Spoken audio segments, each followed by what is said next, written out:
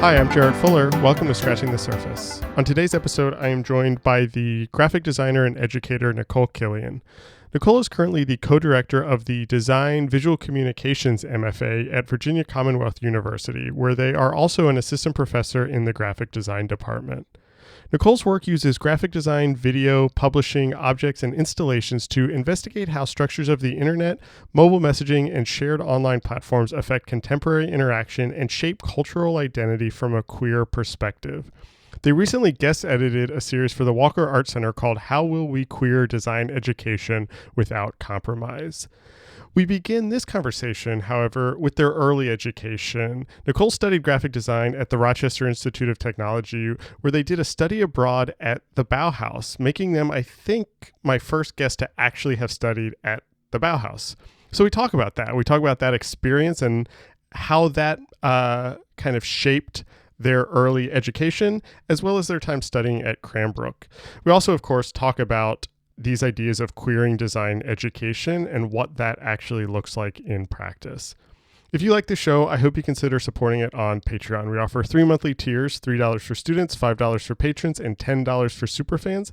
They give you access to all sorts of bonus content like a monthly newsletter, early episode transcripts, exclusive interviews, and more, all while helping to financially support this show. So if you like Scratching the Surface, if you would like to see it continue, I hope you consider joining us on Patreon. You can visit patreon.com/surfacepodcast for all the details and to help support the show. Thanks for listening, and here's my conversation with Nicole Killian.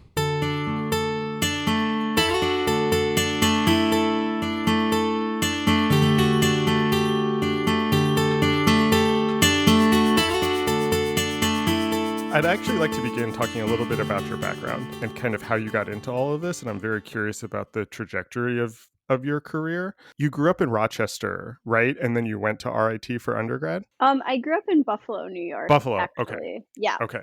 I get all of upstate New York. It's just one. I lived in the city for a while, so everything else is just New York. I feel like anyone who's never left or like who's lived in New York City thinks everything upstate is like Hudson, but Yeah. I yeah. know more than that. I know more than that. No, I know. I'm joking. But yeah, Buffalo's about an hour away from Rochester. Can you talk about what you were interested in at the time when you were going to RIT? What was your sort of understanding of graphic design, or why did you start to kind of go in that direction? I mean, I think that it's not very different from a lot of people that went to high school in the 90s, but I really liked being on the internet, and I liked magazines and album covers. And I would say I didn't really understand much of what graphic design was, but I knew that I liked art and I liked sitting at a computer, which maybe I would have like told my high school self to think about that deeper. But yeah, that was sort of, I wanted to go to school for art. And I was a first generation college goer, and so I think graphic design seemed really like my parents could get behind that and be excited for me when I said, I think this is what I'm going to do. This is a weird question. I'm sorry, but what kind of work were you doing in school? What were the projects like? Was it aligning with your expectations? Did it meet what you wanted as being like an art kid who liked being on the computer? I had no expectations. I went to Catholic school, and my art education wasn't that great. And so when I got to school, I was like pretty intimidated because I remember there were kids who had already used a Mac, and I was like, oh no, this is not going to go well for me. I think even when I had applied to schools, some programs told me I was going to have to go into remedial drawing classes, or else I was not going to be a good graphic designer, which is wild. So I had no expectations, and it was really great. I loved art foundations. I loved sort of taking things that, weren't directly connected to what I was going to be studying in graphic design.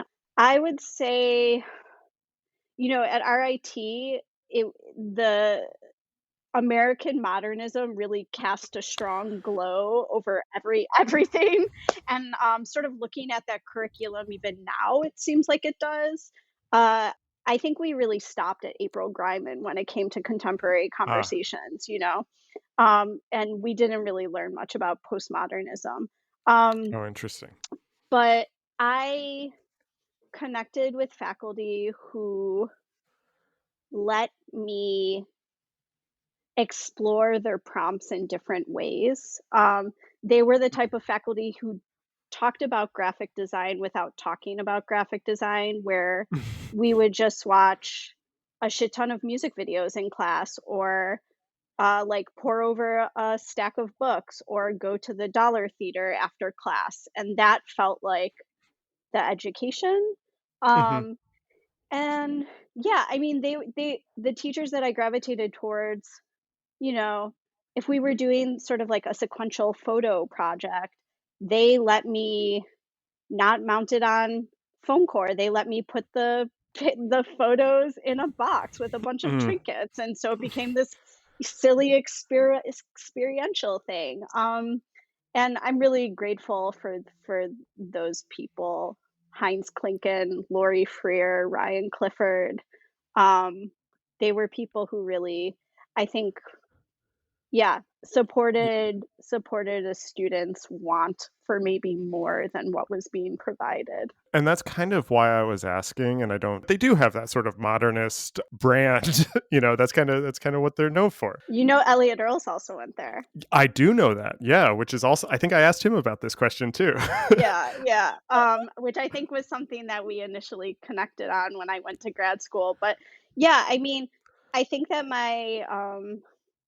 I took a really amazing class with Roger Remington that was called, Mm, like, mhm. Women Pioneers in Design, and, we would, like, get on the phone with people. He would just sort of call his friends, and we would talk to them. And the archives were incredible.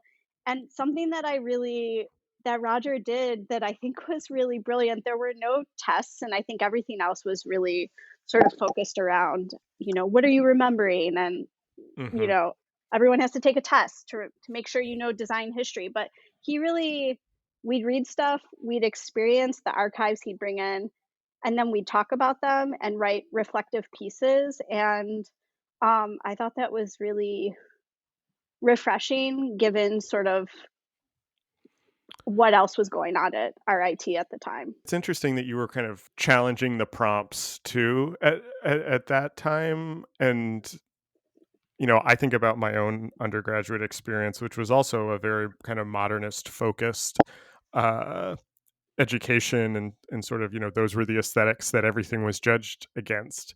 And I just totally bought into it.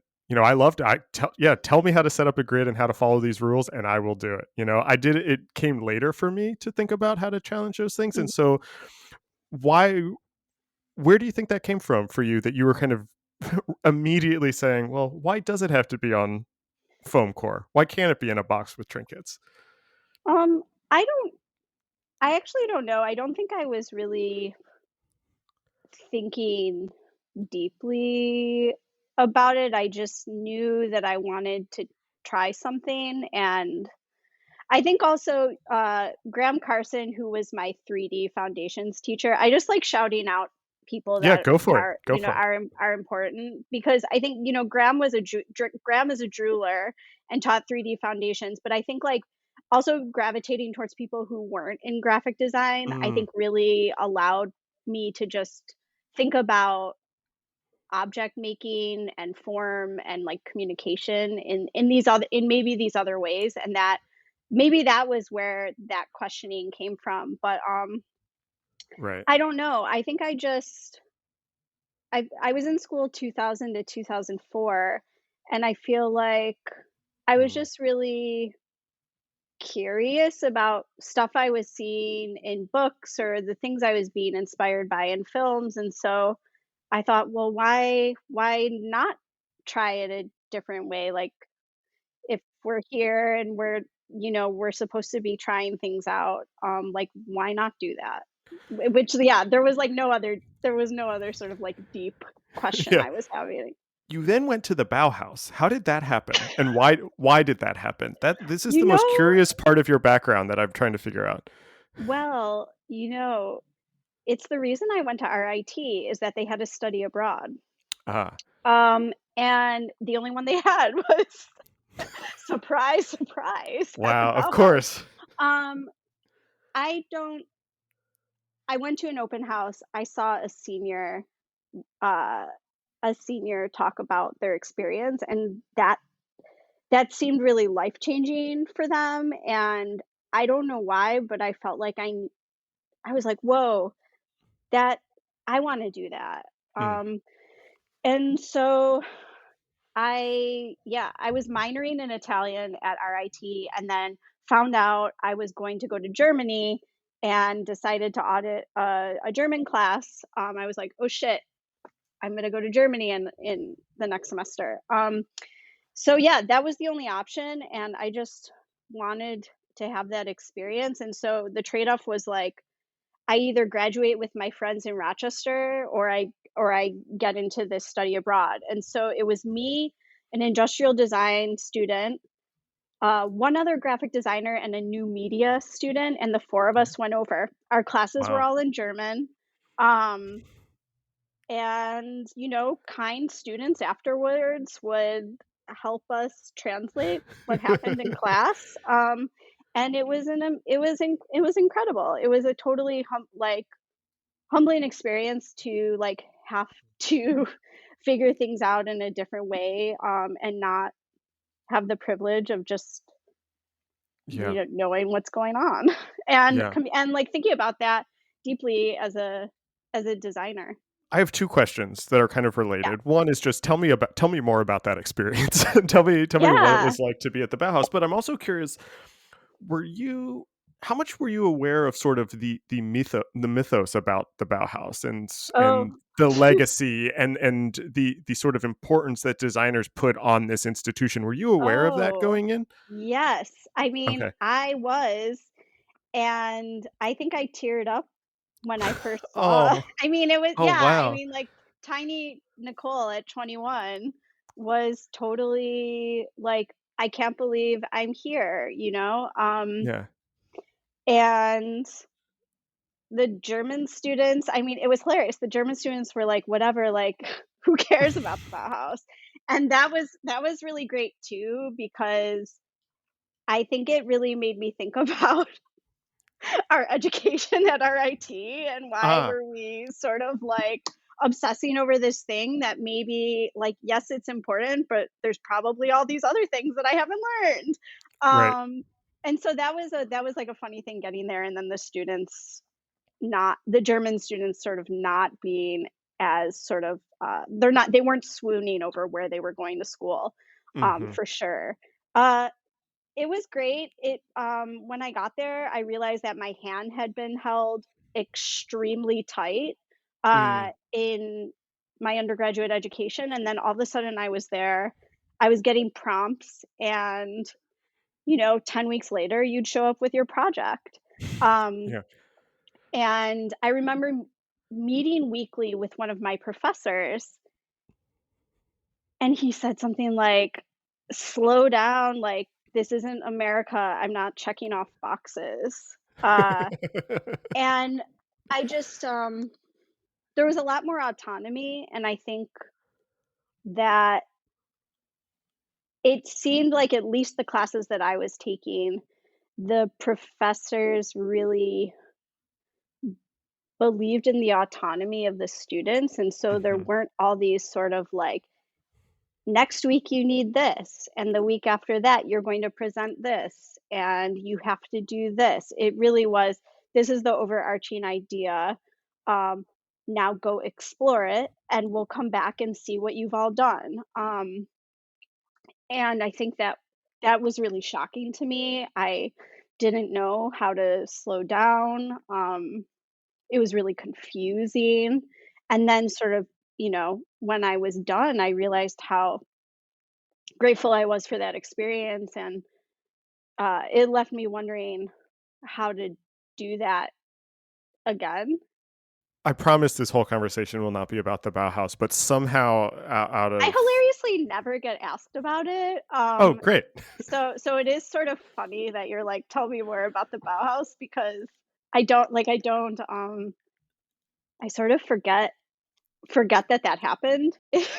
Well, I have a couple questions that will hopefully kind of make this obsession makes a little bit more sense. I mean, somehow out of the 212 people that I've talked to, I've not talked to anyone else who has graduated from the Bauhaus. So you are the first, which is why I'm asking you all of these questions. Yeah.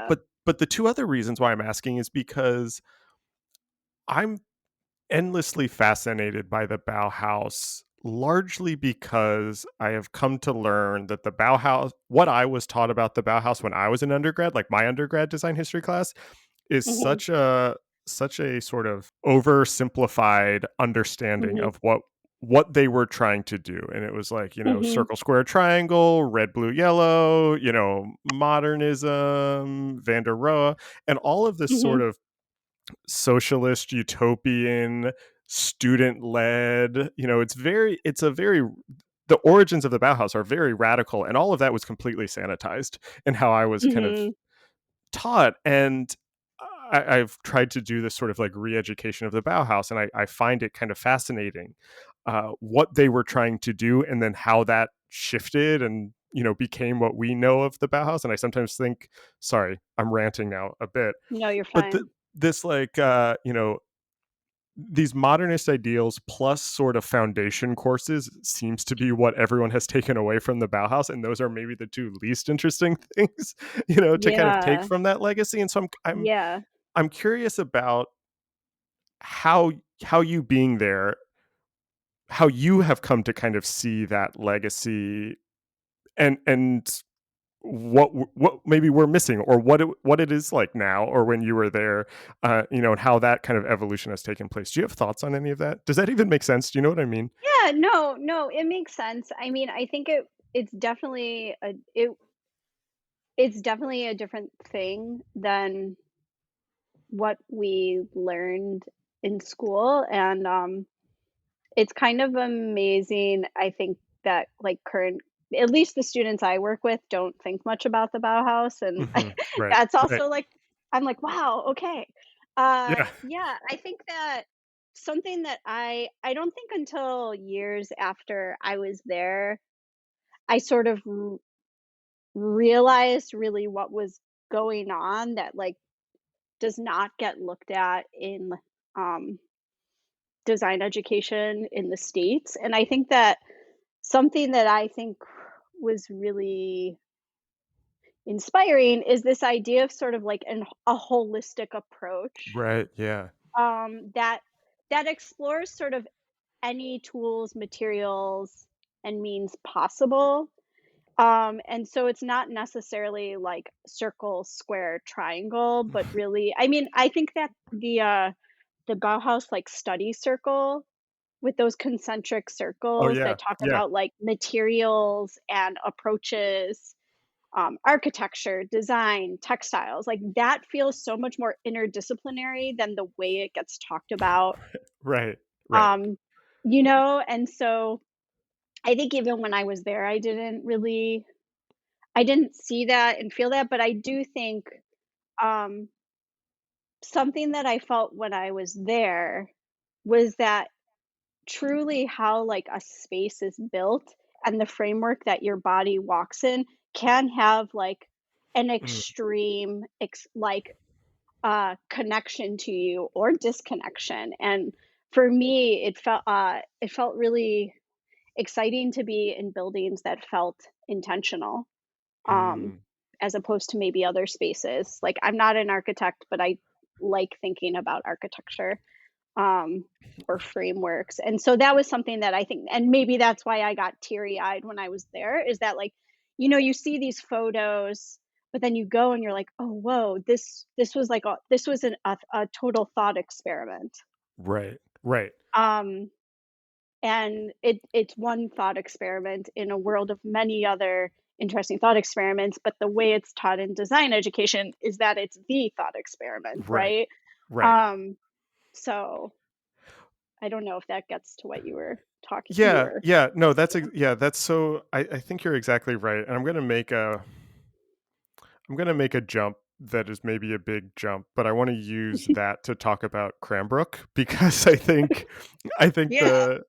and I know I'm purposely not trying to just go through your whole history. You came back, you worked for a while, but then you went back to school and you went to Mhm. Cranbrook for your MFA. Yeah. And I think of this is not an original thought, but Cranbrook is sort of a very clear um, sort of cousin maybe to the Bauhaus. I think Yes. a lot of those ideals are in Cranbrook, and it was interesting to hear you talk about the Bauhaus building, because that's something I've talked to Elliot about just the Mhm. layout and the buildings on Cranbrook and how that has influenced him and teaching.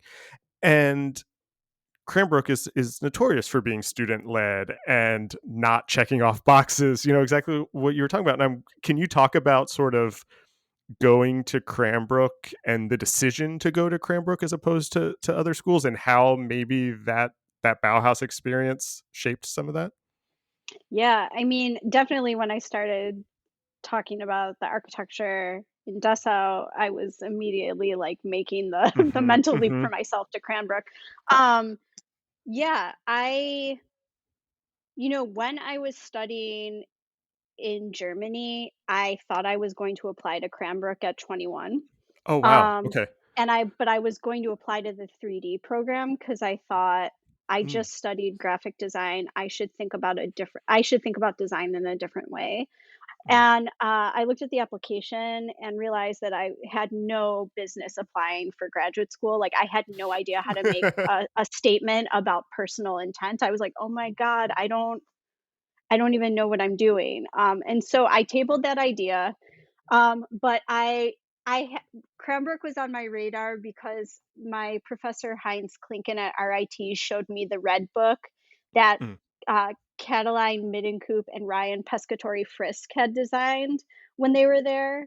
Talk about an object that you get in the mail and you covet. Like, I had never seen graphic design look like that. I think this had to have been 2002, 2003. They studied with the Maculas, and I was like, "Holy shit, like, I need to be there." I don't know when I can go, but, like, I would love to be there. I looked at the application, realized it was not something I could do. So, um, I went to New York and I worked for a while, mostly in the entertainment industry at MTV and then Mhm. Nickelodeon. Did, like, TRL news and MTV news Nice. stuff. Yeah, and then, Yeah. did Nickelodeon stuff. Um, and I was being really inspired by what I was doing at work, and I would go home and make more work that wasn't for my job, that was sort of inspired by the entertainment industry, or thinking about how design was the infrastructure through which so many things, like, feed through. Um, and so I was starting to meet a lot of Cranbrook grads who were slightly older than me that had graduated around '04, '05, Mhm, '06. mhm. And looking up to them, being really inspired by them. And so around 2000, yeah, it was 2008, I decided I was going to apply. And so yeah, I applied. I was only going to apply to Cranbrook. Um, a friend, recommended maybe I apply to a couple other schools just in case. I got into So this was another like design school. Yeah. okay, so sorry to cut you off, but No. so this was not like I want to go to grad school, or I feel like No. I need to go to grad school. This was I want to go to Cranbrook. There's something from Cranbrook that I need. It was Yeah, very focused there. and got into um I got into a school that was much more impressive to my parents, who, like, didn't go to school, and they had no idea what Cranbrook was. And I remember I went to the interview at Cranbrook, saw the campus, and I remember calling my mom and saying, "If I don't go get in here, I don't think I want to go to grad school."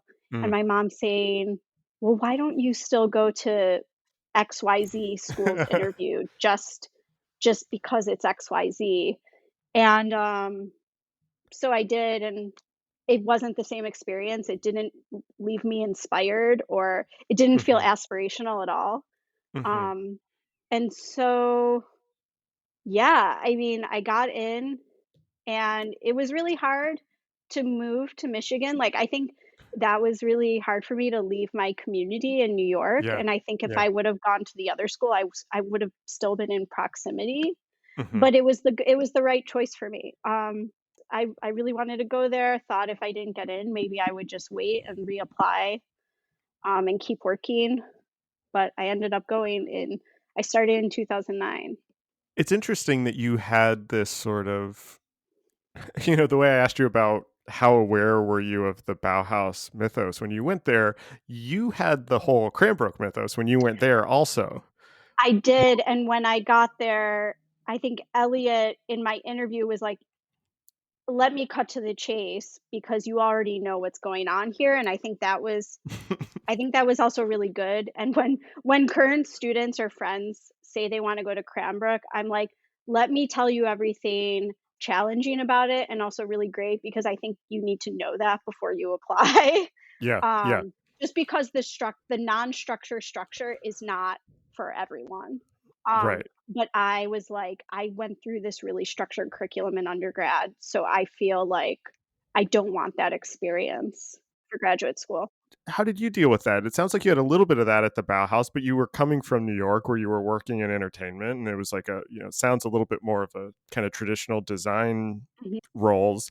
What was that sort of transition like? Were you able to kind of develop a studio practice and kind of generate work quickly, or can you talk a little bit about that struggle? Yeah, it was I think there were a lot of struggles, struggles of did I make the right choice? Because I think Mm, that when I talk about this a lot in grad school or with applicants, like any choice you make, you're going to second guess yourself that first mhm, year in grad school. mhm, You're like, "Oh my god, but that this name of school or whatever, like, was that the right choice?" So I think the first struggles were just being in a place where, like, honestly, there were no queer people. mm, That was really hard for me, like, coming from New York and then right. getting to Cranbrook where at the time, I think maybe there were, like, 2 gay guys that I was friends with, and we used to joke and call ourselves the Gay Alliance. Like, that was a struggle. I think now in 2022, that's not the case there, but at in 2009 it was, and so there were struggles of, like, Mm, did is my community here? And jelly, just, like, getting acclimated to a place that you're not from. right. Um, and I don't think making work was difficult there. Like, I applied with only self-initiated work. I didn't apply with any job work. That was kind of a choice. I decided to only share the work that I was making, like, on my own time at night. I think I made, like, a whole portfolio in 6 months before I applied. I remember telling my friends, "I'm applying to grad school. You might not see me for 6 months because I'm gonna just go from work to home." Yeah, And, it was when you were, like, renting DVDs from Netflix, and I would just, like, got 3 a week, and I'd, like, watch all these DVDs nice. and make stuff. Um, so that wasn't hard. I think I was super intimidated to be there, and I've said this to other, like, former students who've gone on to Cranbrook that, like, the ghosts are very present at that school.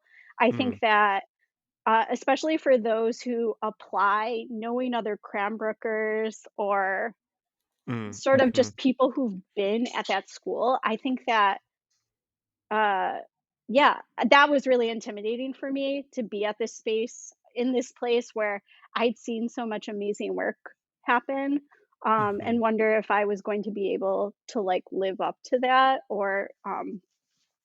and, yeah, I think it was really great. I lived on campus, so I would wake up at 6 a.m., go for a run, get in the studio by 7:30, and I just we most of us lived in our studios, so we were just doing our thing, then having crits on Thursdays, and, it was a profound experience for me. I think that the writing at Cranbrook was the best thing that came out of there for me, the writing and the talking. Hmm. I don't think anyone needs to see the work I made while I was there, but I think that the writing and the talking was was really important.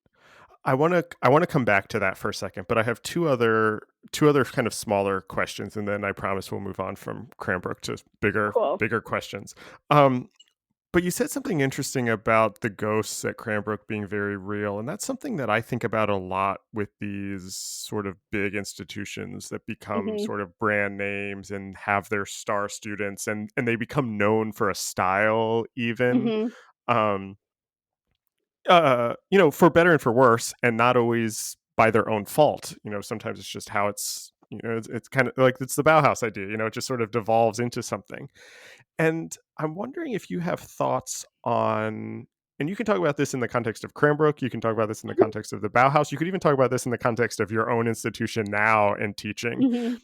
How do you sort of reconcile being in the presence of those ghosts while also realizing that you need to move beyond them? And I'm not talking about the student, I'm talking about like at an institutional level.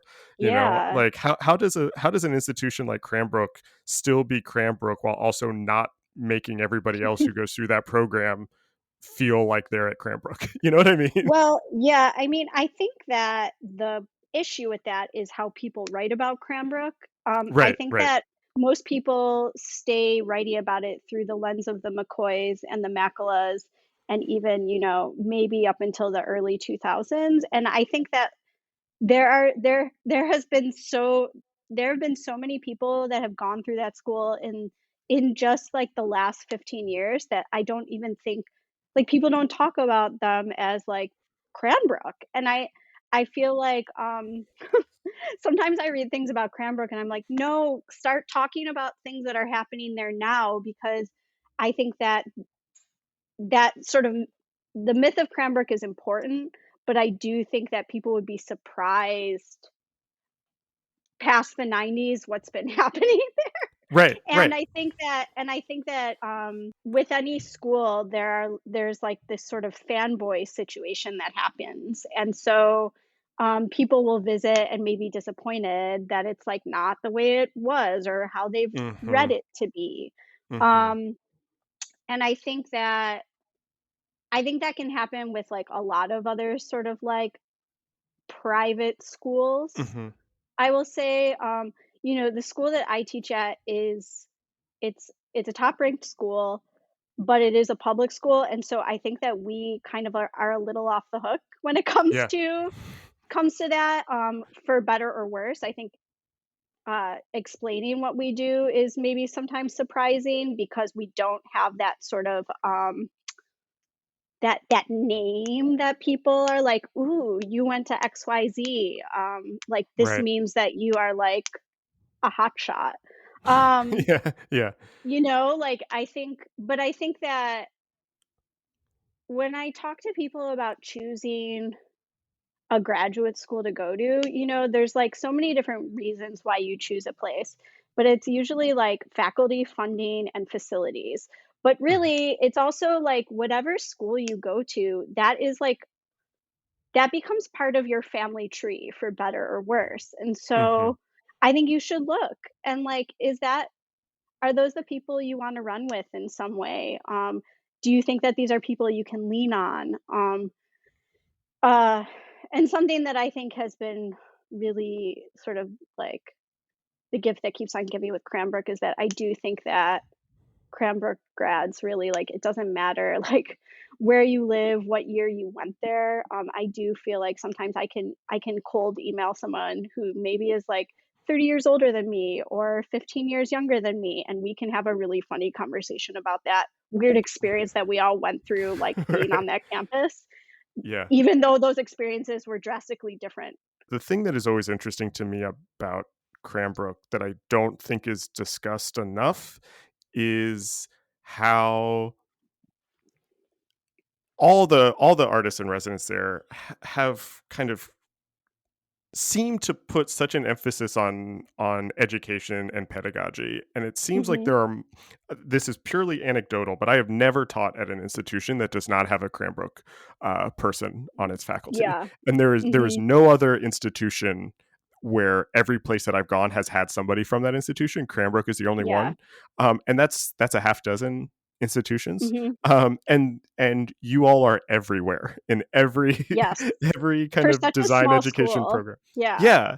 And so I'm curious what your thoughts are on why that is. Like, how did you get into teaching? What is in the air there that kind of, encourages that sort of direction? I knew I wanted to teach when I was in undergrad, but I Mm. didn't know what I wanted to do, and then Graham, my 3D teacher, was like, "Get an MFA, don't get it if you wanna teach at the university level, get an MFA," because I was thinking about, like, sticking around for maybe an art education master's there. Oh, yeah, yeah. Um, and when I went to Cranbrook, I did not think I would teach anytime soon after Mm. graduation. I thought 20, 30 years from Cranbrook. Um, I think that the interdisciplinary approach there, whether you're in ceramics, photo, sculpture, fiber, 2D or 3D, I think that that school doesn't privilege like the quote unquote fine arts over the quote unquote crafts or design. I think that there really is this supportive discourse on sort of like if you can talk about form and content, then you should be able to talk about form and content regardless of where it's coming from. And I think that, I've taught it at institutions where like people in other disciplines are like, I'm a painter, I can't talk about graphic design. And I think something that was really amazing about Cranbrook is that that does not happen. Someone from the metals department could talk more than your classmates in your 2D crit, and you could go to fiber and do the same. And I think that that really sort of provides a space for like mental gymnastics to happen, and like you're sort of provided with new language to not just talk about your own discipline, but then to bring that language from your discipline to others. And so I think there's this really interesting cross pollination of language that happens, which is why I think a lot of people end up teaching, because they're able to talk to people about their work. Um, and sometimes that's like really difficult to find in Yeah. an institution. So I think that that is maybe what Cranbrook really prepped me for. Um, and I think, in the in my group, I would say like I think there were 11 people ahead of me and 9 in my class. Like not a lot of us are teaching. I think that there's a lot of Cranbrook people teaching, but I would say like of the cohorts, you'll find like 1 or 2 in each cohort that go on to Mm, teach. mhm, I don't mhm. think it's like the other school that I had gotten into in grad when I went to an open house, they were like, if you want to teach, don't say that in your statement.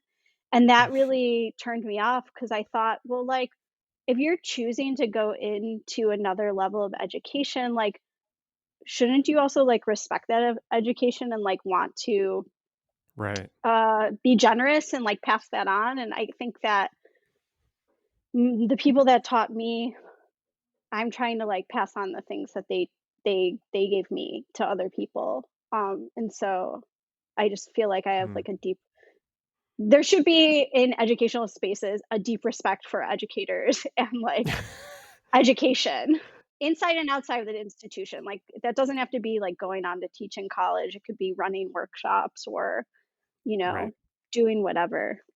I first became aware of your work a couple years ago when you were doing a lot of kind of writing and thinking about this idea of queering design education. And I'd like to talk to you a little bit about that and some of the ideas behind that. But for people who have not read your writing or are unfamiliar, can you talk about when you talk about queering design education, what does that mean to you? Yeah, it came out of, asking myself that question that, I ended up using for the Walker Art Center's, Mhm, soundboard mhm, platform.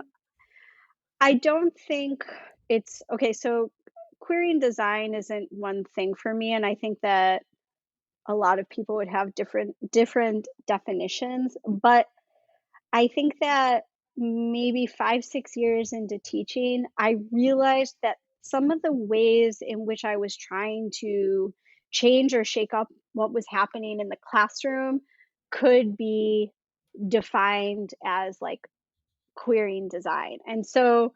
some of those things are, and these aren't like, this isn't rocket science, but it's like, instead of solving problems, ask more questions. Like, how do we operate on the margins? How do we interrogate the margins? How do we acknowledge and privilege the bodies that are in a classroom, that are in our Mm. space, and how do we react to each other? How do we talk about community and not audience? Mm. I think those are some of the things that I saw happening in the prompts or classes I was teaching, and I was like, "Oh, I think I could define this for myself in these ways." Which then, like, I think allowed me to think more deeply about my teaching in general by kind of looking at it through that lens. In thinking through this, I'm curious how that has changed how you operate in the classroom, and what changes you've made in how you act as a teacher as you Mhm. started to kind of really think deeply about these ideas. Um, I think that when I started teaching, uh, after grad school, so I ended up getting a visiting artist position at the Minneapolis College of Art and Design, and I taught with incredible people there: Eric Brandt, Kendra Mm. Murphy, Jan Jancourt, and Piotr Mhm. Shahalsky. Um, and I think that, like, I realized what I wanted to do in the classroom was, like, indirect response to how I had been taught. And so I thought about the things that brought me joy, the things that I didn't learn about that I felt really sort of, like, upset that, like, certain histories or spaces Mhm. or Mhm. communities were sort of left out of the conversation. And then, I thought about, like, what didn't bring me joy. And those were sort of like the simple questions that I asked myself when I started teaching. Um, and I considered every time I walked into a classroom like a thought experiment, or like an experiment that could be changed over time. And so uh that's ideally how, like, I try to think about teaching and trying to be responsive to the people who are in the room. Mhm. Um Thinking about a syllabus as a living document, thinking about a Mhm. syllabus as a collaborative document. Um and so yeah, those are some of the ways in which I guess I started trying to do this in the classroom before, calling it querying design pedagogy.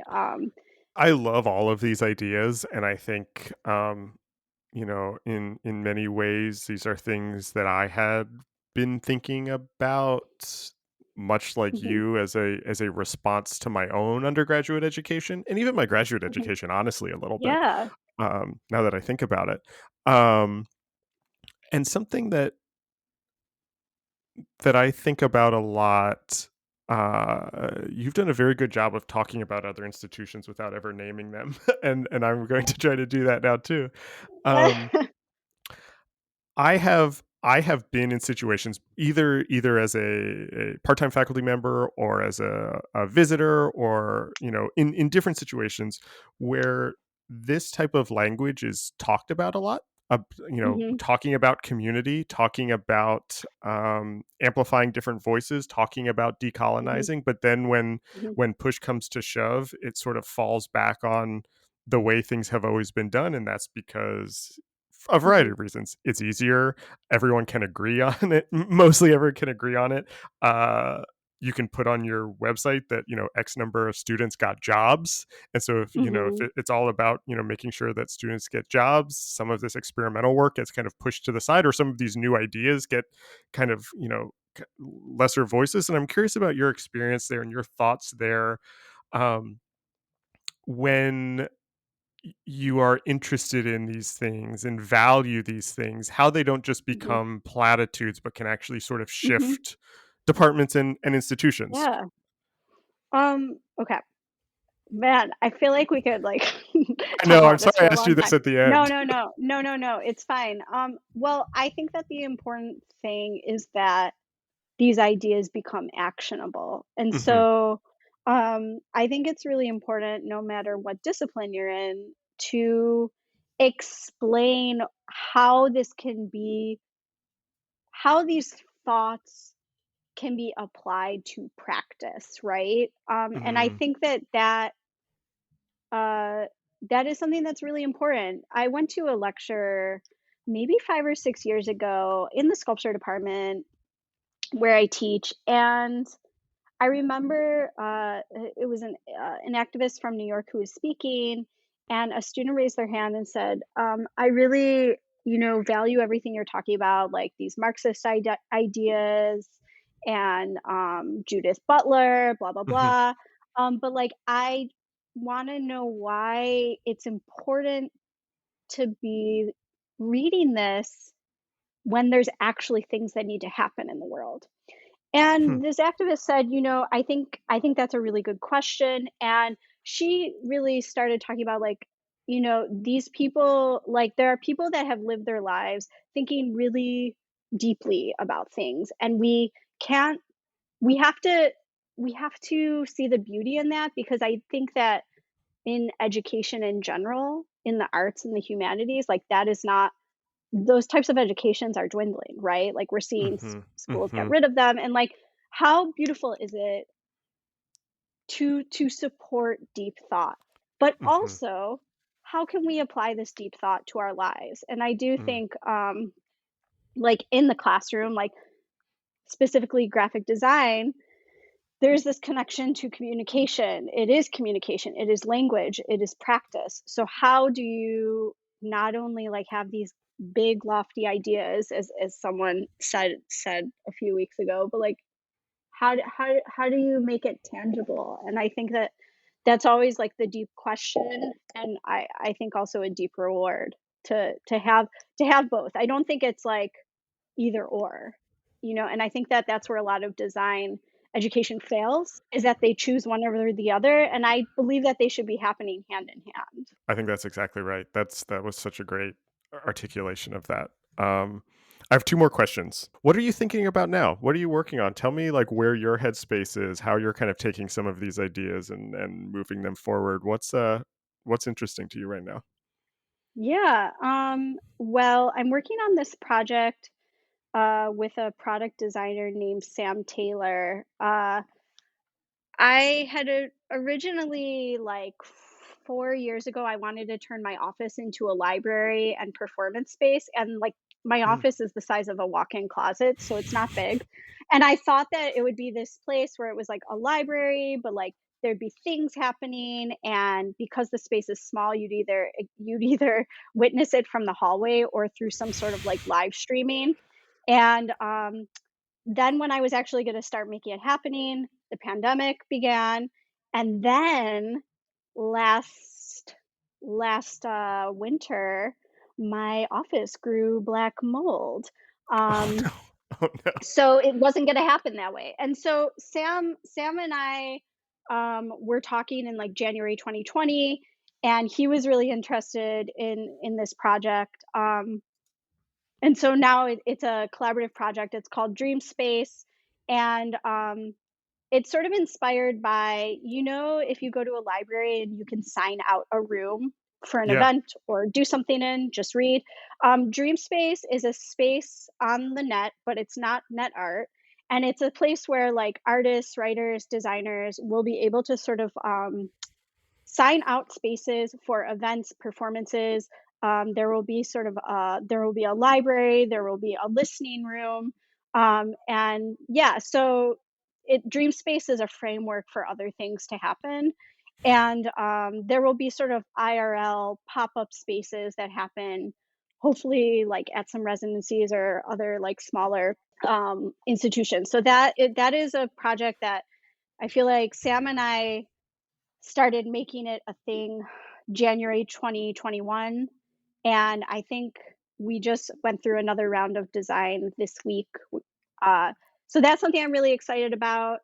And then my publishing initiative, Nico Fontana, which is sort of like centered around the querying of language, working with like Mhm. designers and artists who write.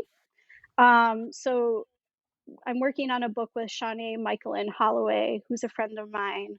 I'm going to be Mm. working on a book, hopefully with Mel Nguyen as well. So Oh, those are wow. some things I'm like excited about. That sounds Yeah. great. All of those projects sound amazing. And it connects to my last question, which is the question I use to end all of these. What are you reading right now? I just started reading the Care Manifesto by the Care Collective. Mm. Um, and I also have like in my bag the Mutual Aid book by Dean Yeah. Spade. Those are both Yeah. like published by the same place. Yeah, those are the two. I just read Slave Play by Right. Jeremy O'Harris. Yeah. Um, yeah, those are the things I've been reading. Nicole, this was such a great conversation. I'm glad we finally got to do this. Thank you for being on the show. I really enjoyed this. Yeah, thanks for inviting me. This episode was recorded on March 9th, 2022. Our theme music is by Andy Borgasani. We're on Twitter and Instagram at Surface Podcast. You can support the show on Patreon and find previous episodes wherever you get your podcasts and at scratchingthesurface.fm. Thanks for listening.